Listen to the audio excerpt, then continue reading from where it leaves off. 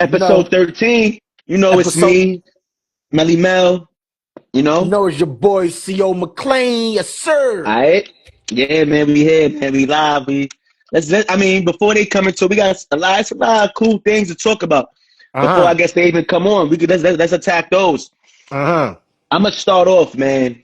Okay. All right. Well, because salute to Coco Gauff, as a matter of fact. Let's start there. Salute to Coco Gauff. Salute Absolutely. to her. You know, first American to win that since Serena. I know she went, up and down. Had some tough losses, but people forget she's very young, and that's what makes a champion. Those learning experiences. So she's definitely took a lot of L's and a lot of hardships, and people were trying to attack her, kind of how they was doing Serena, because people forget Venus was the star at first. Serena was like the little sister. I think once Venus started having ailments, because she dropped off like drastic compared to how she started. I'm not making it. Maybe one day she'll tell her story and speak to her. But I know she started getting sick and things like that. But shout out to Coco Gauff, holding it down for all the black women out there in the tennis world, for sure. Yeah, absolutely, man. And to note, she defeated the number one tennis player in the world, which was I can't say her name, Ariana Sabalenka. There's a lot of controversy behind it. After the win, when she had stated that she didn't really give Coco her prop. She kind of blamed it on the weather conditions and her making a lot of errors to attest to why she lost. Instead of giving Coco her just due, because they both had to play in those same elements, elements, right? Yeah. And as a player, if you make a mistake, you got to know how to adapt and fix those mistakes. Coco Gauff was just the better golfer. I said the better tennis player that day. So she should have gave her props, but Coco went off with that French Open title up out here, 10-year American drought. We did it. Yeah, and Shorty making excuses. Guess what you get? L. You hold that. Hold that. Next, hater, yes, hold that L. hating ass. Shout out Get Coco. your ass down, man. Cause you know what, bro? I'm in love with Coco. Hey, shout out Coco Gauff. Yeah, love you over here, Gauff. Stop playing with her. Stop playing with her bot. And that was something positive, man. Now, I ain't gonna lie, man. Yo, this is Keyshawn Davis, man. Let me address this, man. Okay. All right, man. This is my thing. This is why the boxing is this shit like WWF. This is like fucking The Rock versus Mankind or something. Like, it just feel like, because this is real. This is not acting. So all the antics and all of that, like, my thing is like, they trying to promote the brothers and stuff. The brother was talking spicy to a dude that Keyshawn beat and got his ass beat. First of all, his brother got his ass beat, and then Keyshawn, you missing weight? Like, let's be clear. You cool with Shakur and all this people, and Terrence Bud is giving you props, but you not them. You have 13 fights, brother. You just got a title, and you lose it because you miss weight. Then they cancel the fight. And then after the fight, because your brother lose, I'm not gonna say because, I don't know the reason why, but you getting in a scuffle and stuff. It's just, then I showed him eating popcorn at the fight on the side, like, I don't care. You don't know what he's saying that in regards to, but it's like, you gotta be more humble, man. Like, you understand, like, you just got a title. You didn't even get a chance to defend your title. You getting stripped because you missing weight. Then you talking about, you was gonna move up.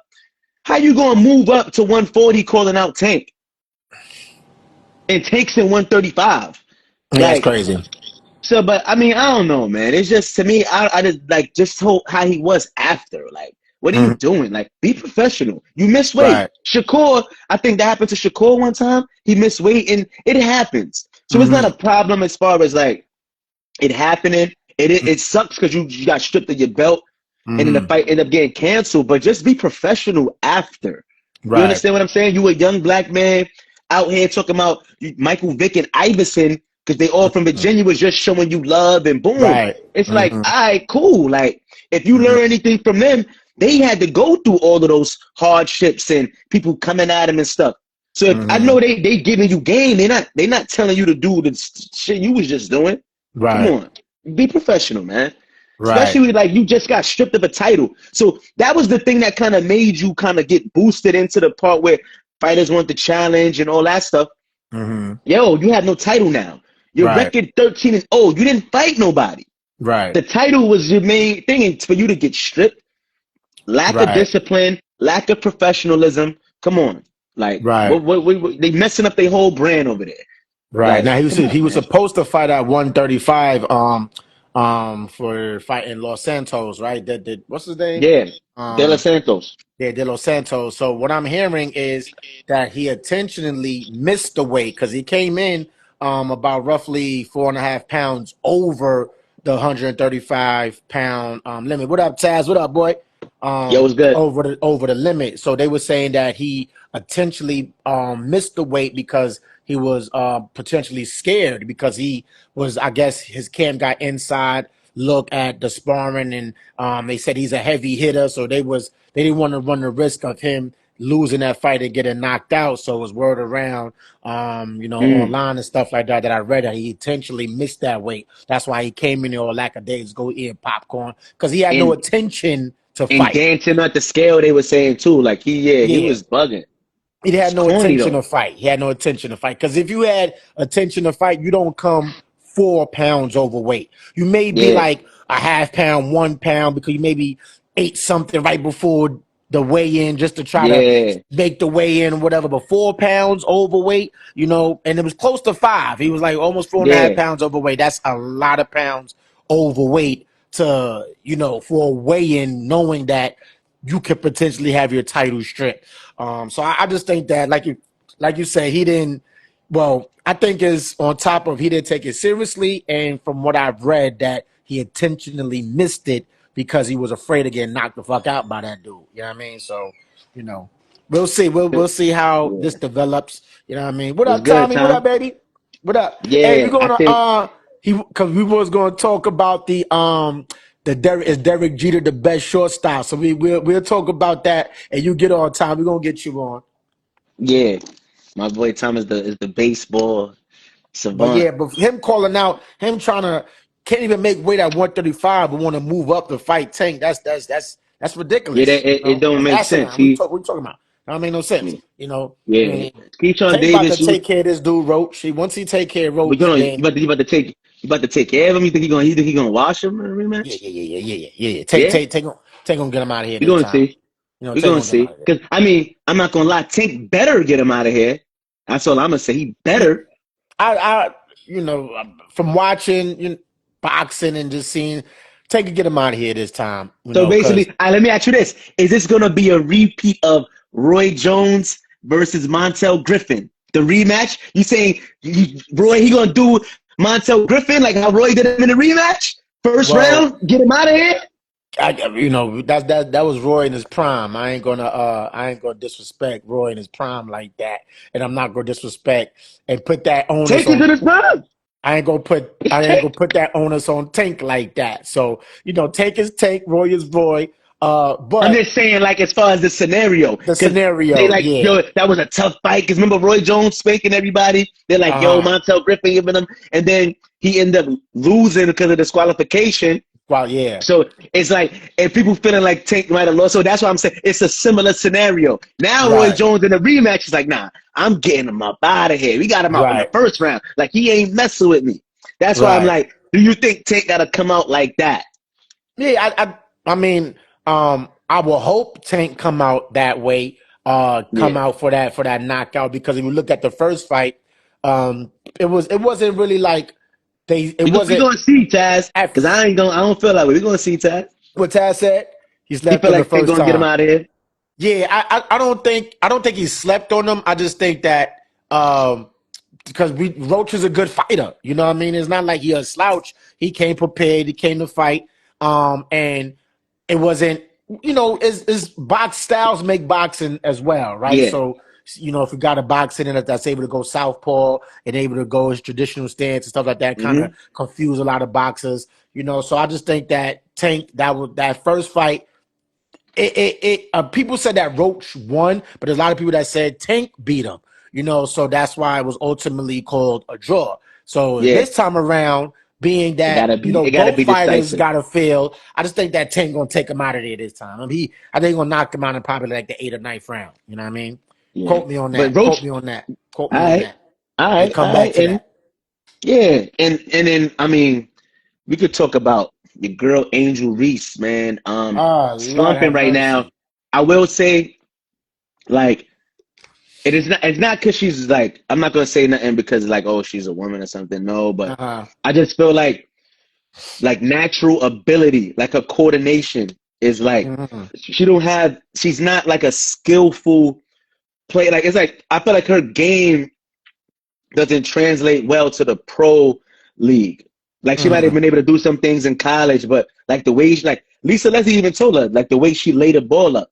Lisa Mm-hmm. Leslie was supposed to be working on because yeah, the way she lay up is not like it's a little awkward. Her shot is awkward. Mm-hmm.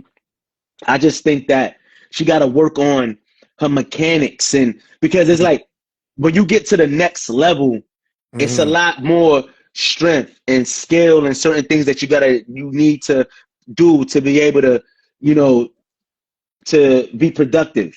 And it's like Mm-hmm. she's a good rebounder, but it's Mm-hmm. looking like if she don't enhance her skill set and really work on her game, that's Mm-hmm. like all she really gonna be is a rebounder.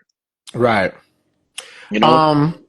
Now, I would say this about Angel Reese, and I would say this about Angel Reese and a lot of the WNBA players, right? Yeah. So, Angel Reese last year, her rookie season, she averaged about close to 14 points per game. This year, she's averaging 9, 10 points a game, right? Her rebounds is still Yeah. up there per game, but a lot of her Yeah, China rebounds stupid. come from offensive rebounds, Yeah. right? Her field goal percentage is down. She was in the 40s last year. This year she's like 30. She barely pushing 30% field goal percentage this Yeah. year. So I just look at Angel Reese. I think that she could play. I just feel that once because and she just won like the BET award for Women's Sportsman of the Year 3 years in a row, right? So I Really? just yeah, she like really over AJ Wilson, over Dawn Staley, over Come who else was on, in there? man. Like come on, how Come do you win on, that? man. I know But Shorty is like new on the block and all that, but damn, son. this goes into what I'm about to say. I just feel Yeah. like her rookie season when she Mm-hmm. came in as a rookie. She was hungry, right? She was Mm-hmm. hungry. She wanted it. She was in the rookie of the year conversation with Caitlin Yeah. Clark on at one point. And she wanted it, and it showed by her numbers. I Yeah. think that the sophomore season came around, all the endorsements came. She started a podcast, all Yeah. these things coming to her. She even said that she felt like she's the best player in the league, so all these things that came about, she was just going off of her Said she was the ride off her best rookie player in season. the league. Yeah, that's what she that came out of her mouth. She said she felt like she was the best player in the league, and that on top of all the endorsements, all the hype she was getting on social media. Oh, you so pretty. Oh, this, that.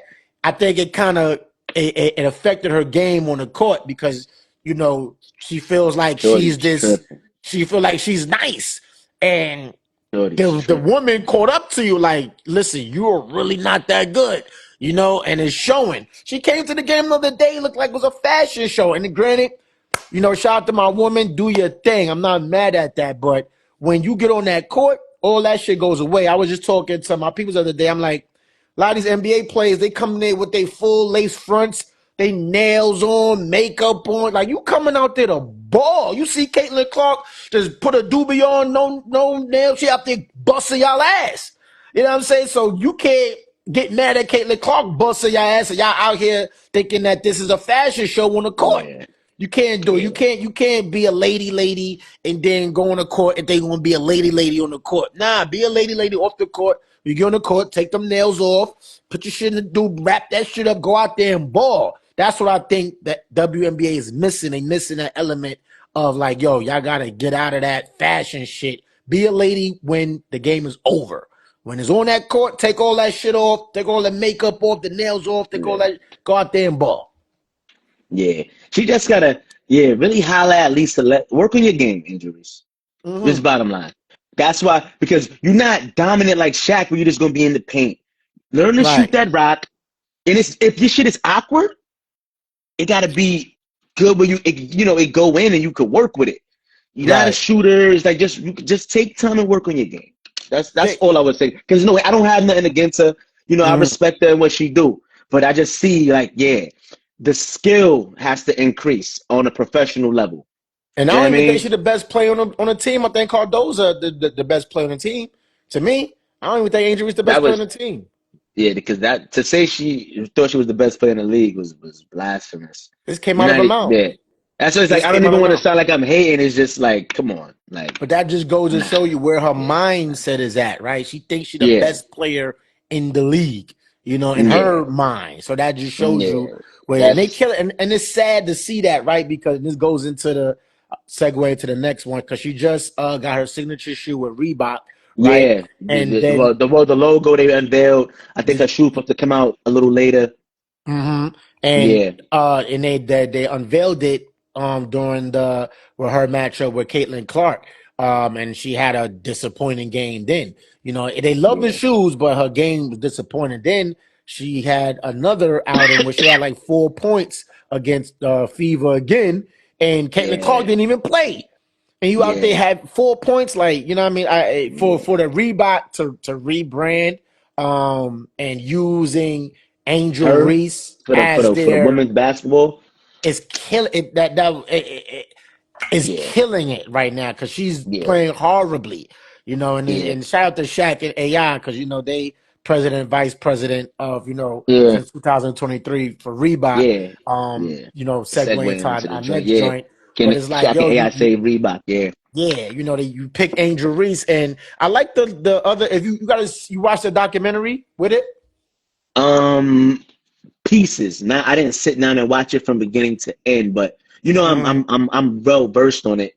Mm-hmm. Um, as far as them being able to save Reebok, I mean, they could definitely save. I would say save it to make them relevant. But I feel like I understand what they're doing, like because it's like in order to like be really saved and stuff, you can't live off of just retros. You got to have new products coming out, and Mm-hmm. I know the new shoe that they made that Angel Reese be wearing, a couple Reebok, the basketball shoe is cool, but I Mm-hmm. just feel like the new products they have to break ground with new products and as far as like the retros, I mean, they definitely Mm-hmm. got to keep them retros pumping. Like we need to see every Shaq model because I mean Mm-hmm. every Iverson. To me, I feel like Reebok they attach to the most popular ones, and I mean you got to do that, but it's Mm-hmm. like Iverson got 14 shoes. Mm-hmm. They keep releasing the first ones, the questions, the answer fours. Mm-hmm. They released the answer. Like they basically have released numbers, the questions, the answer ones, the answer threes that had got to run, the answer fours that he wore when he went to the finals, and the answer fives. Mm-hmm. They haven't retroed the answer twos, the sixes, the sevens. Like I feel like you got to dive into his line. Start bringing out them other. He had 14 sneakers. Same thing with Shaq. They keep releasing the Shaq attacks and the Shaq gnosis, and they did release one of the other ones, the Shaq attack. I think it was the fours. Mm-hmm. Cool. Shaq has more models, so I feel like they got to start tapping in to their other models along with new product to Mm-hmm. help fully rebrand. And I know they had Shakur Stevenson. I know they did have Cardi at one point, but she's not with them no more. But Mm-hmm. it's like, it don't help with Angel Reese not performing well.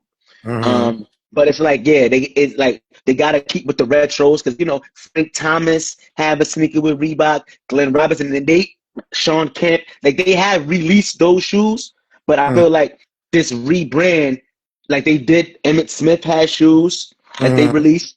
They gotta really like start really diving into those retros, pump out the retros, find some new products to release, and I think so they can grab hold of the young people, the market, and also get those OG fans. Because I see they got the sweatsuits popping, the vintage Reebok joints. It's like, yeah, but people need something to wear it with. Right. When I go into the Reebok outlet, I walk in and walk out. I mean, I caught a couple of Reeboks like gum bottoms out there. I caught two gum bottoms out of there, white and black ones. That's pretty dope. Okay, You know, they're like okay, tennis shoes, kind of. You know, okay. Reebok got some sneakers. If you look and like, Yeah. oh, you know, depending on what your style is, Yeah, right? young people Because could help him rebrand Lando. Young people could huh? help the rebrand. Yeah, Now my and that's man, he's what like, yeah. Shaq brought in his son. He brought in his son to help Hmm. him Sharif to help him market to the younger Yeah. crowd. If you watch the documentary, he got the girl from um what's that girl name from what's the version of the Suns teams? Hold on. Mercury, Phoenix Mercury, my Phoenix WNBA team. Mercury. Phoenix Yeah. Mercury. Their star player. I Is it, forget her name. Excuse me. okay, I I gotta know it's look. from the Yeah, Phoenix. Wait, hold on. Um, it was the Mercury, right? Phoenix Mercury is the WNBA team to the Suns. Yeah, Phoenix Yeah, Suns. she is it maybe it's not the Mercury. But you gotta watch the documentary. But the I'm girl, I'm I'm I'm a tap in. I'm a yeah, tap she in. really good. Like I think they should key in more on her than Uh Angel huh. Reese because she's a dog. She balls. She really Okay. balls. And then outside when you was talking about the sneakers, if you look at Shaq line, Shaq only had the Shaq Gnosis and the Shaq Attacks. Those was like his two main selling Those are like the sneakers. most popular ones, but he have other models. But Yeah, you right. gotta release the other ones though. It's You not because know, every sneaker not gonna be OD, but you that's true, gotta but you everybody rebrand. is not rocking those other sneakers, right? So you really read they in the market to make money. So it's like if you releasing these sneakers on the shelves and nobody ain't buying them, I don't give a fuck how many colorways you put out. Nobody ain't buying them the AIs, right? The question ones, those was The questions, yeah, the questions, those were the ultimate Reeboks. Like yeah, everybody had them shits, you know. After yeah. that, it was like, it was like it wasn't none of his other sneakers matched up to the question ones. None of his other sneakers. So it was like, okay, as a consumer or as a brand owner, is like, okay, we got to put out what the people are buying. We put out these colorways because this is what people are buying, right? So I just think that Reebok, they call it the Engine 8, I believe the new sneaker is Yeah, called.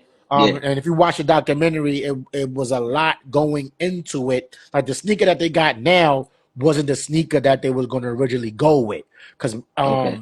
Shaq has sort of like the AI came in after it was done, and they made some tweaks to it. He was like, yeah, this is it. I like that, and that's the model that you see now is the one they came out with.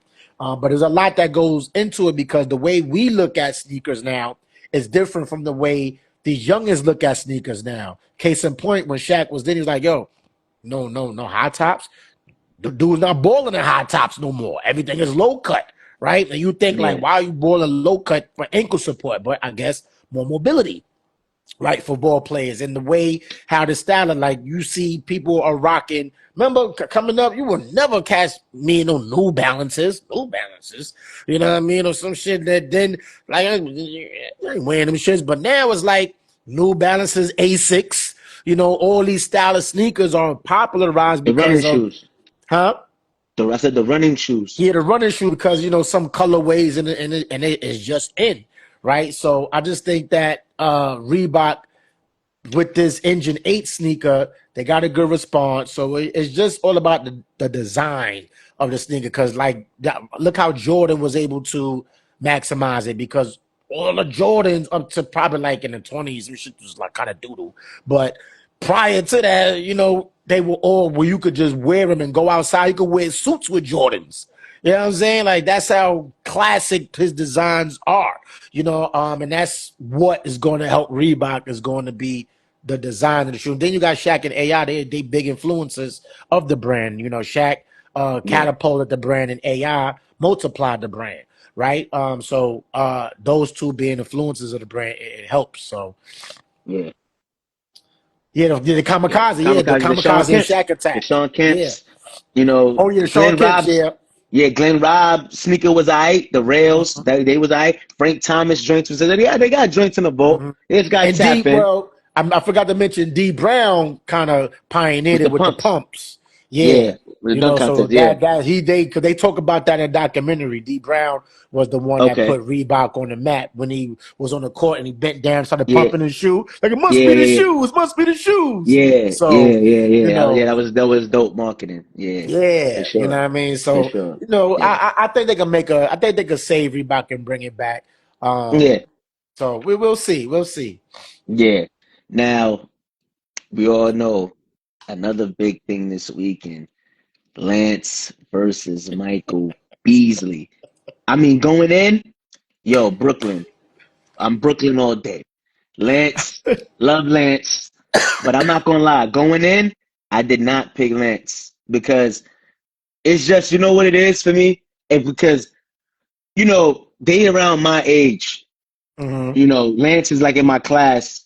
Um, so it's like I've seen both of them from high school, and Michael Beasley was just always just different. Even when he got to the league, he could score. It's just the situation in Miami wasn't ideal. He bounced around, but he always showed, even when he was on the league, because he's a scorer. Yeah. Even though he's lefty, you're like, yo, he could shoot, post, dribble. It's nothing that he can't do. Right. And he could shoot for real. And Hmm. then seeing him in the big three, it's like Mike Beasley, like Lance could score and do his thing, but I didn't feel he was as polished offensively as Beasley. That Hmm. was number one.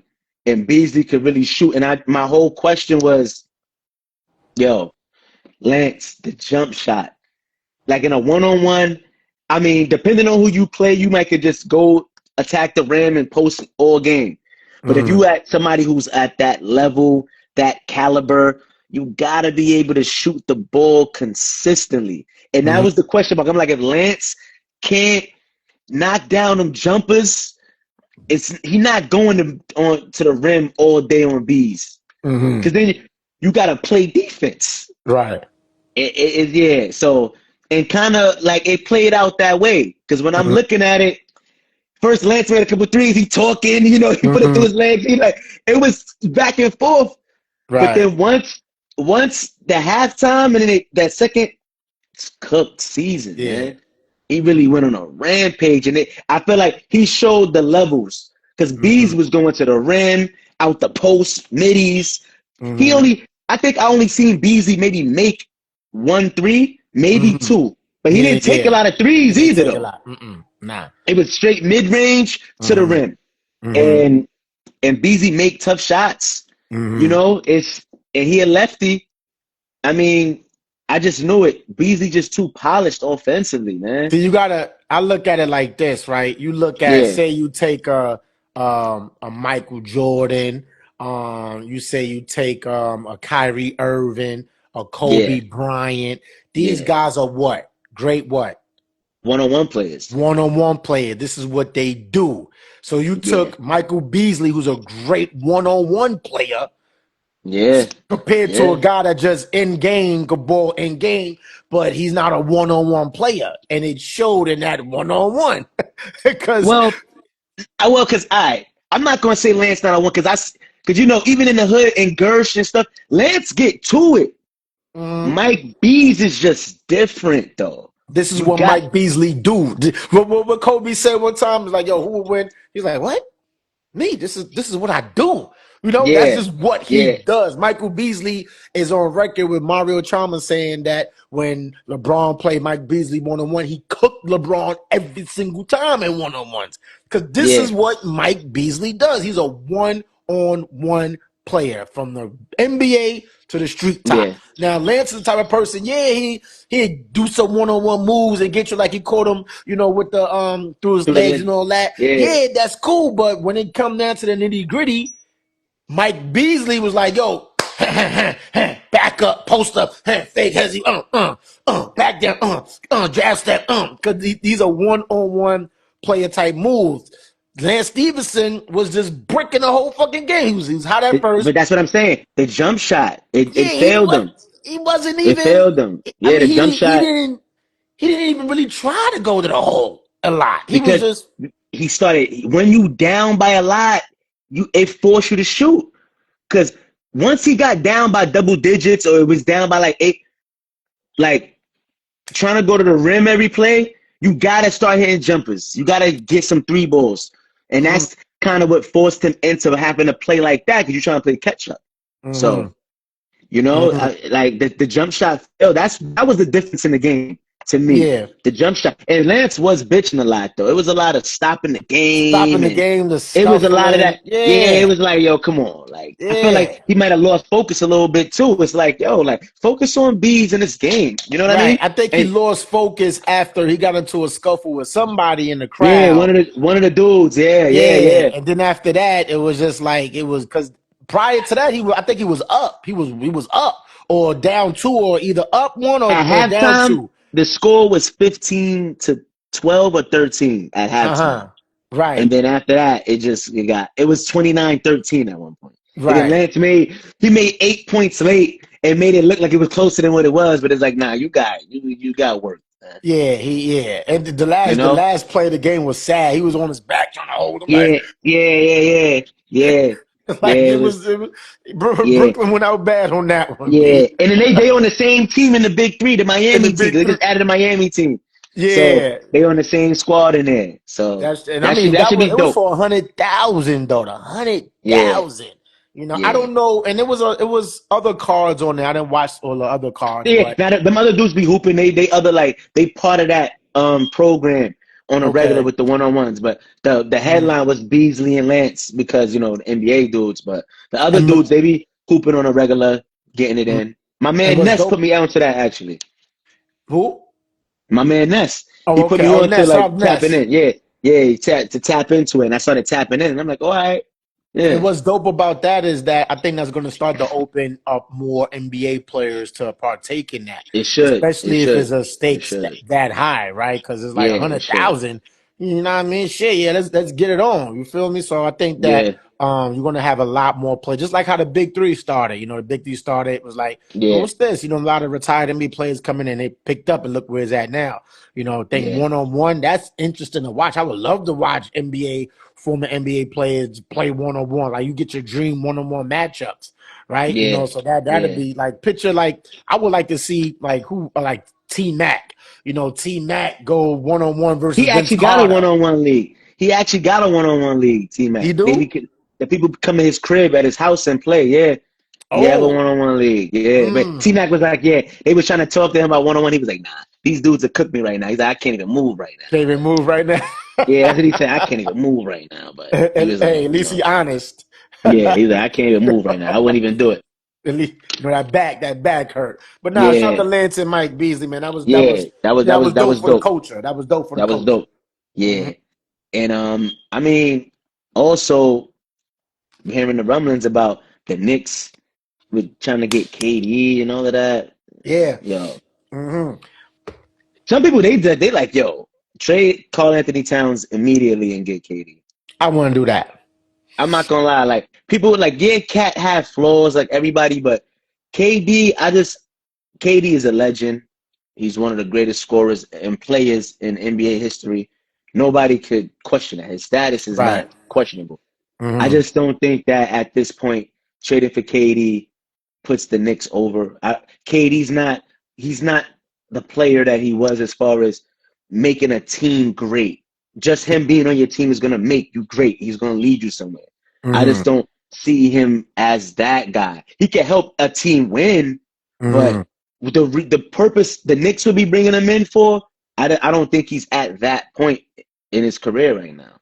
And to give up, and he's older. He's like 37. But 37, yeah.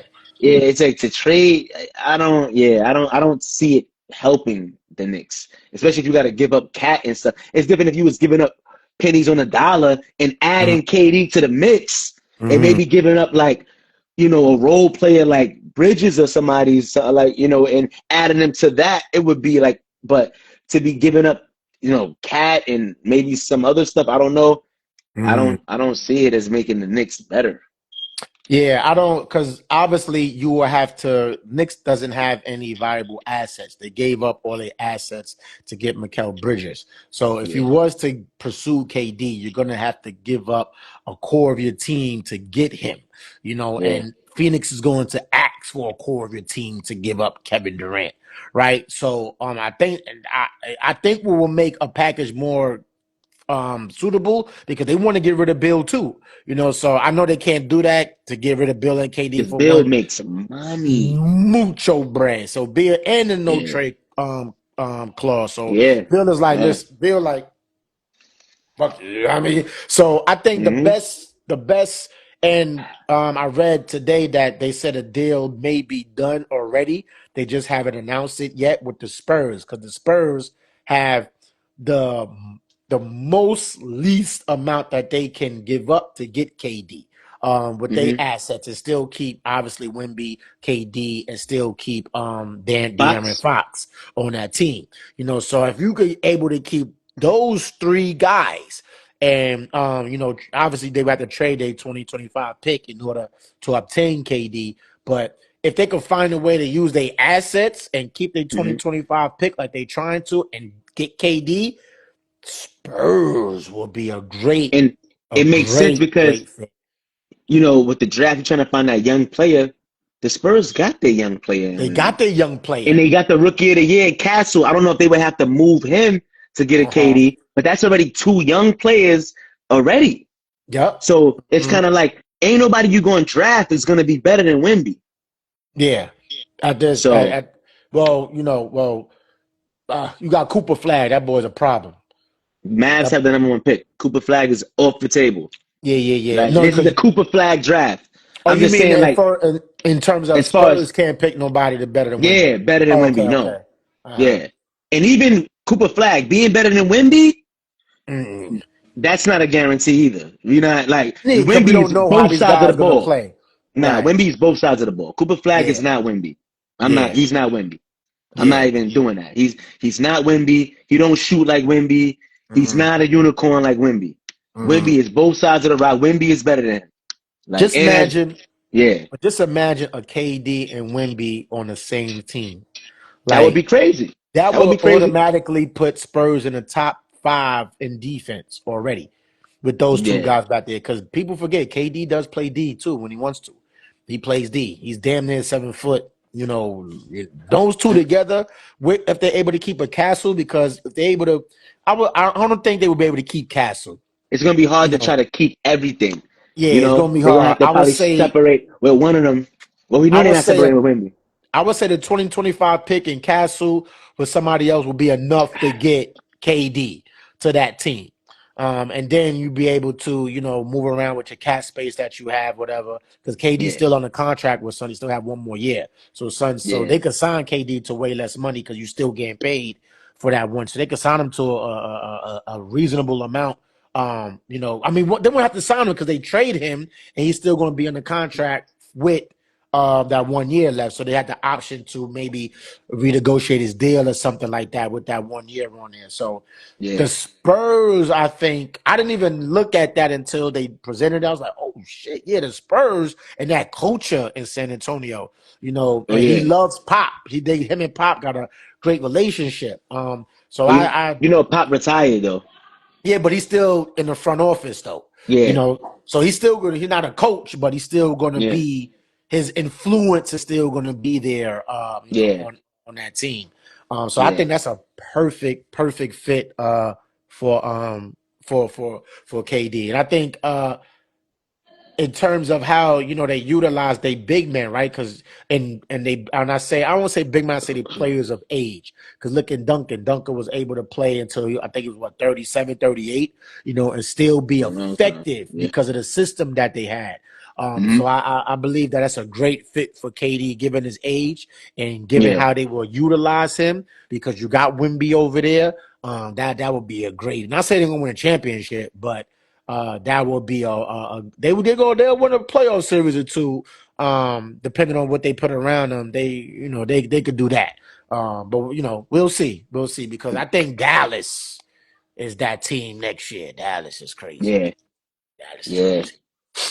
And We got you the best players without an all-star selection.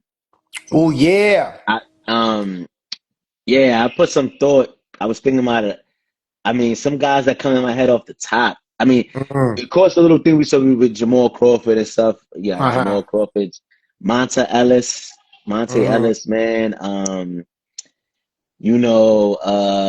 trying to think who else, man.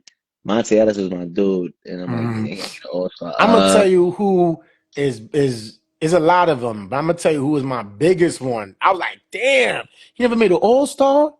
who? Jalen Rose. Yeah, Jalen Rose. I know them indie years he got overlooked because they was but yeah, Jalen Rose used to get busy, man. Jalen Didn't Rose I'm used to like get busy. that Jalen surprised me. I'm Rose. like Jalen Rose never made an All Star Yeah, team. Jalen Rose used to get busy though. He used to get That's busy. crazy, bro. He used to get busy. Now Jalen Rose used to get busy for That's sure. He used to crazy. get Somebody busy. said I think it was KD and Paul Pierce was talking about it. I think they had brought it up. And they said Lou Williams. I was like, Yeah, yeah, the year that he made $6 million of the year, he was killing that year. Killing. yeah, yeah. Lou Like Will, that's man. one. But none bigger than me was Jalen Rose. That didn't make Jalen Rose. That's Yeah, nasty work. Jalen Rose is hooping, man, for sure, man. Mm-hmm. Yeah, Jalen Steven Rose. Jackson not making one was he had a couple years, but I feel like Steven Jackson could have made it. I Especially his saw year in that one Charlotte. too. His Eh, year in Charlotte, though, he led him to playoffs when they were still the Bobcats. He was yeah. averaging over a dub. I felt like that year he definitely could have made it. Mm-hmm. He had a good like 2 years, 3 years where it's like, yeah, he could have. He had a case. I'm not But saying he was he was playing at outright. that time. He was at the two guard position. Yeah, There's a lot it's of tough. It's yeah, tough. it's It's tough at tough. that But he had position. a couple years where it was like, okay, he probably could have maybe made it. Um, Mm-hmm. trying to think. They had Do Lamar you, Odom on there. I'm like Lamar Odom oh, Lamar. never made an All Star. He I was on the mean, cusp. On the yeah, cusp. a Catino Mobley because he was a two guard. He Two never made an guard. All Star, That's but he tough. he used to get busy. Catino That's Mobley used to tough. get busy. That's He used to tough. get busy, man. Um, trying to think. Who Because else, man? they actually got a list Uh-huh. of the top like 9 players. Was it 9 or 10? Let me see. The top, yeah, 9 players that never make, ranking the best NBA player to make an All-Star game. So they Hmm. had at number 9 they had Sam Perkins. Um, Okay. at number 8 they had Rod Strickland. Okay. At number 7 they had Marcus Camby. Nah. At number Yeah. 6 Nah. Jason Terry. Nah. At Yeah, number he had a couple 5, years he was doing this thing, but yeah. I don't know. Who else? not at Ron. Now Ron Harper on the Cavs. I'm surprised because he was he Yeah, he was was a monster. He he was a was monster on the monster Cavs. before he went over there Yeah. to the Yeah. Bulls. He Before was a the injury, before he monster. got hurt. Yeah, before he Yeah. got hurt. So I'm surprised Yeah. he didn't make an All-Star game.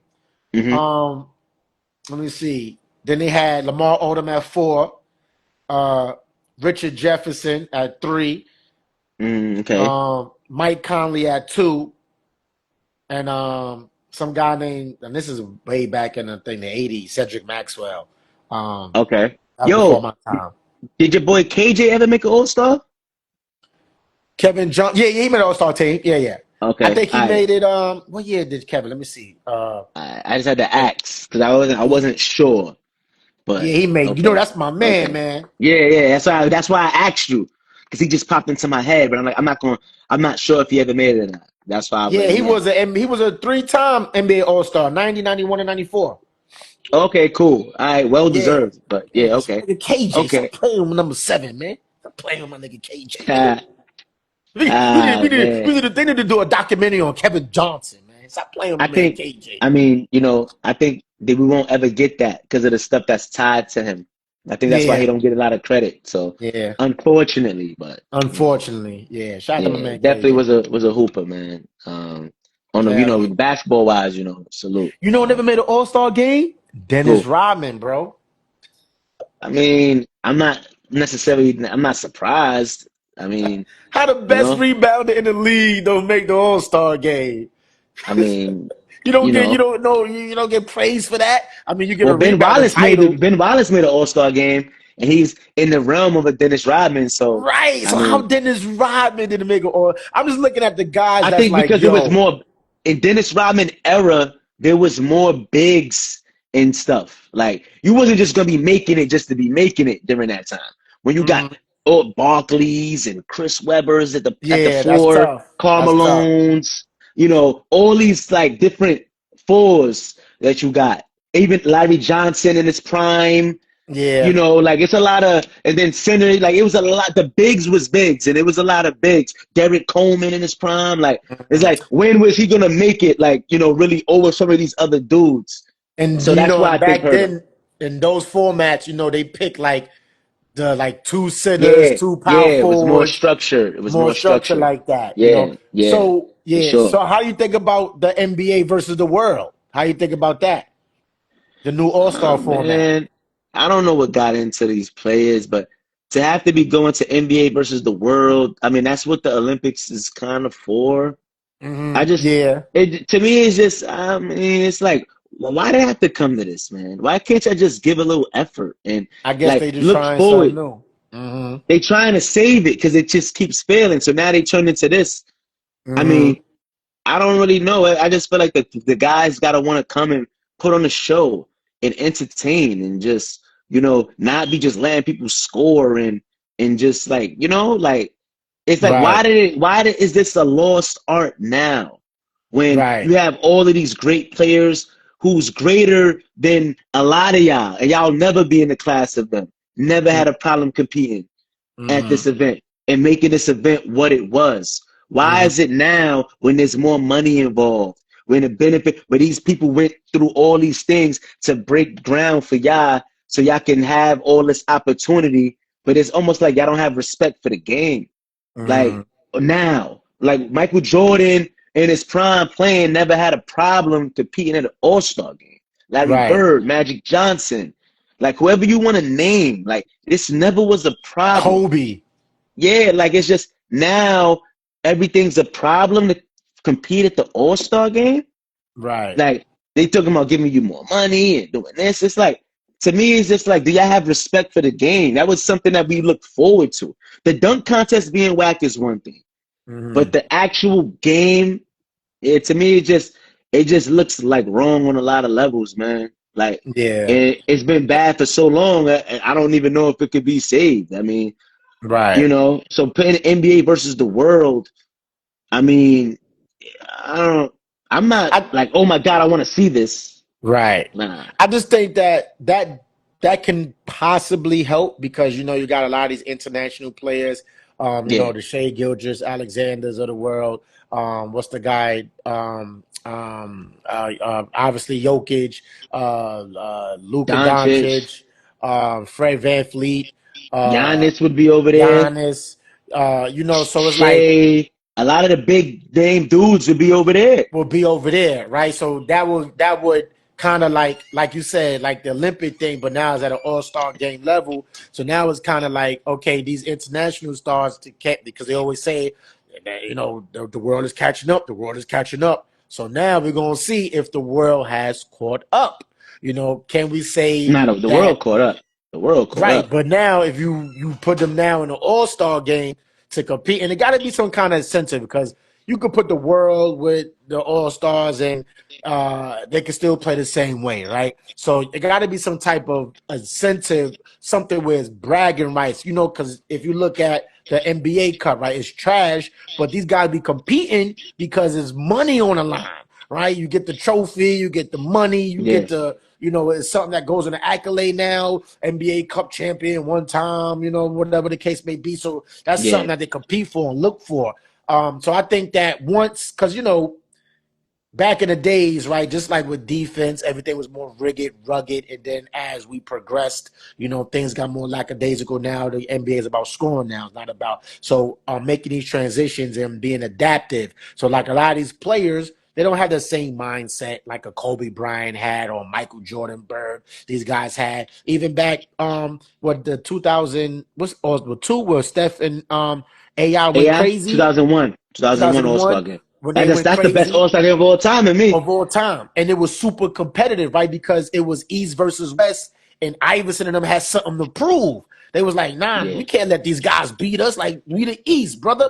And, Yeah. so I think even bringing that concept back, East versus West, and having in a sense of the winner team gets some amount of money to split, that will bring the competitiveness back. They probably be lackadaisical for the first couple of quarters, and then like in the fourth quarter, That's how it used to be. Like first half, put the show on, but then second half, it get more competitive. more competitive. Like, all right, let's get it. Because Yeah. at the end of the day, these guys are all stars. They still got selected for a reason. So it's like you got selected there because you was killing so far in the first half of the season. You got rewarded as go out there, do your thing, show why you're an all-star.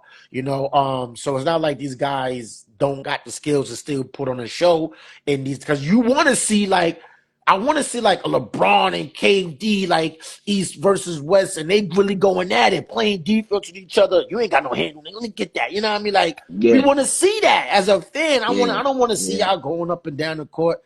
But I think Yeah, man. this would help a little bit because, guys like Giannis, he gonna go out there and ball. He gonna go out there and try to bust y'all ass. Just let you know, like, yo, us over here, we better than y'all Americans, right? So y'all better play ball. So let's see how that works. I'm interested to see how that will work, how that will pan out. Got you. And I mean, the last but not least, NBA Finals tied 1-1. OKC, they got the blowout win in game 2 as they needed. Hold on, before you go any further, Yeah. shout out to me for making the prediction, baby. That shit got over 10K likes, views on there. Yeah. It was crazy how that shit You called just that. panned out, Yeah. bro. Yeah. That was But crazy. I'm like, I know. I'm like, if Indy gonna have a chance, they gotta come out and get that game one. Yeah, I mean, I knew that. I knew that. Shout out to Indy though. I mean, they got they did one. what they needed to do. They got They a got split one. in OKC, but I mean, OKC, I still like them. Honestly, game 3 would be huge. I want to see how Indy come out, but I'm gonna say I still got OKC. I had them in 5. I think definitely probably 6, depending. Because I feel like sometimes, like, people don't, like, they split and then they go and they just be lackadaisical.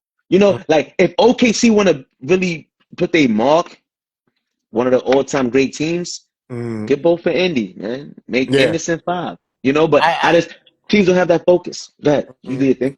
No, I think I think they're going to do it, because if you look at the first game, they was cracking them too in the first game. Indy just happened to go in that spurt and win, and they even said it. They was like, yo, they got lackadaisical, and that they was up, and they got lackadaisical, and Indy kept their foot on the brake, and they came back and won. It's like, oh, okay, so we learned from that game, and look what happened in game 2.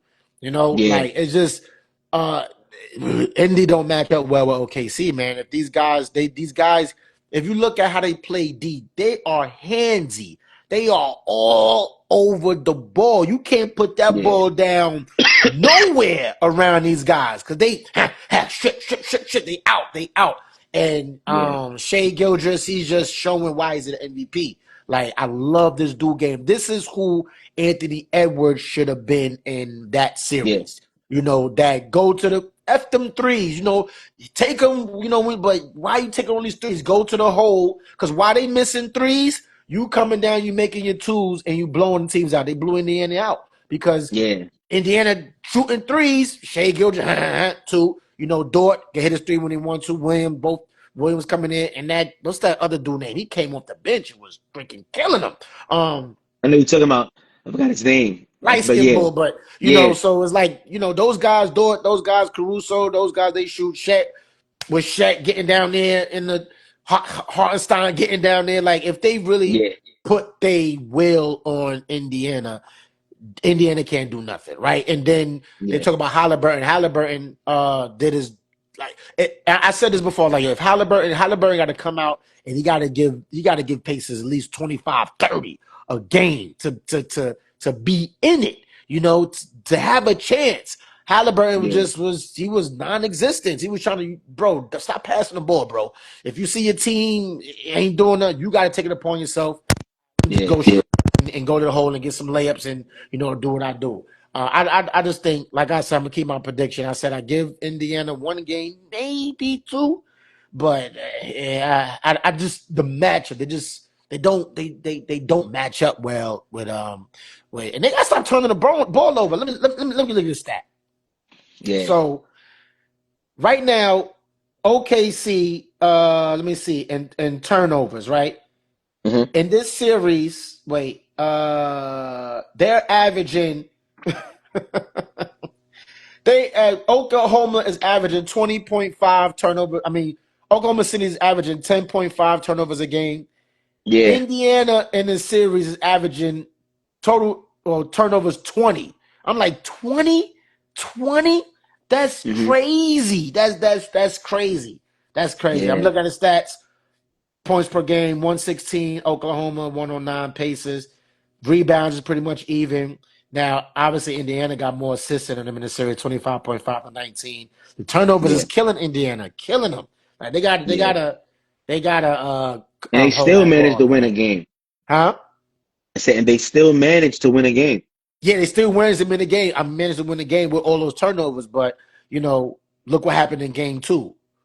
You know what I'm saying? It's like, yo, once I just think that OKC, they're going to win a championship. OKC is just too good of a team, man. Too good of a team. And the scary thing about it is they got their young core locked in for a few years.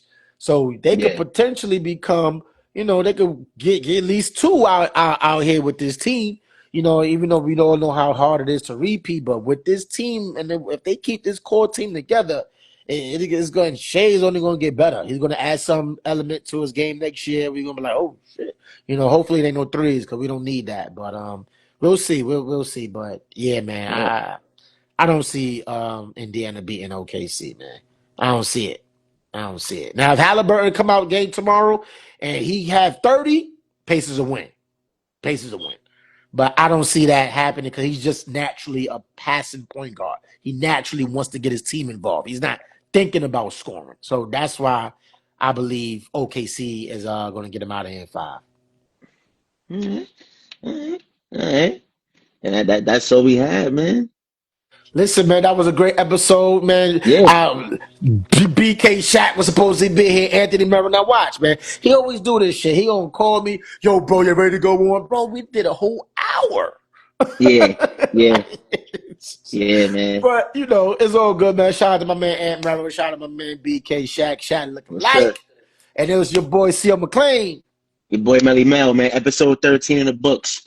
In the books, man. Shout out to TikTok, shout out to Instagram, shout out to Facebook. Keep liking, keep subscribing, keep commenting, keep viewing, man. We love y'all, man. The comments is going up. We want to keep providing y'all with this great content, these great topics, for us to, as sports fans, to debate on. And let me just put one thing out here because our podcast is called 2 Cents and Change Pod, right? We're not on here to give you all these fucking stats and no, we just giving our 2 cents and change on sports related things.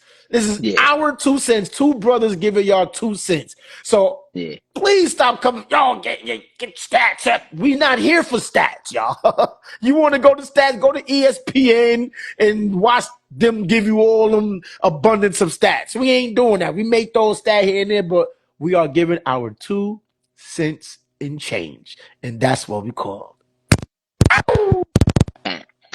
We out, y'all. Peace. All right, bro. All right. Love. Yeah. Love.